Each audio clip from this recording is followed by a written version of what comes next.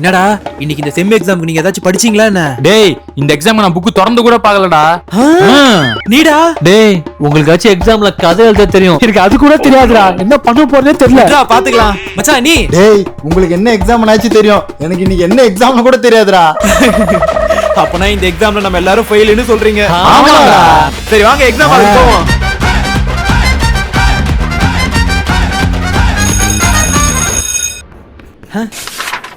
இந்த question paper ஈஸியா கேட்டிருக்காங்களா டஃபா கேட்டிருக்காங்களா கூட நமக்கு தெரியலையே. அந்த லட்சணத்துல இருக்கும். சரி ஒரு தூக்கத்தை போடுவோம். Sir additional paper. அடிஷனல் பேப்பரா? டேய் இந்த எக்ஸாம் நான் புக் திறந்து கூட பார்க்கலடா. இந்தாப்பா. டேய் காட்டியானே புக்கே திறந்து பார்க்கலன்னு சொன்னியடா. இவனை போய் நம்பினா பாரு. சார் எக்ஸ்ட்ரா பென் இருக்கா? எக்ஸ்ட்ரா பென்னா? டேய் உங்களுக்காச்சும் எக்ஸாம்ல கதை எழுத தெரியும், எனக்கு அது கூட தெரியாதுடா. என்ன பண்ண போறதே தெரியல. சார் எக்ஸ்ட்ரா கொஸ்டின் பேப்பர் இருக்கா? எக்ஸ்ட்ரா கொஸ்டின் பேப்பரா? டேய் உங்களுக்கு என்ன எக்ஸாம் ஆச்சு தெரியும், இன்னைக்கு என்ன எக்ஸாம் கூட தெரியாதுடா. தம்பி எக்ஸ்ட்ரா கொஸ்டின் பேப்பர் இல்லப்பா. அப்படியா? அப்பனா இந்த கொஸ்டின் பேப்பர்ல இருக்க எல்லா ஆன்சரையும் எழுதிட்டேன்.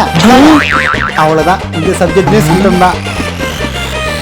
இந்த மாதிரி உங்க ஃப்ரெண்ட்ஸும் படிக்கலன்னு சொன்னானுங்கண்ணா, தயவு செய்து அவனுக்குலாம் நம்பாதீங்க. சார் ஒரு பேப்பரை ஊத்த எப்பதான் முடியுது, அதை மொத்தமா விடுங்க. இந்த கொஸ்டின் பேப்பரை எழுதி விட்டு போவோம்.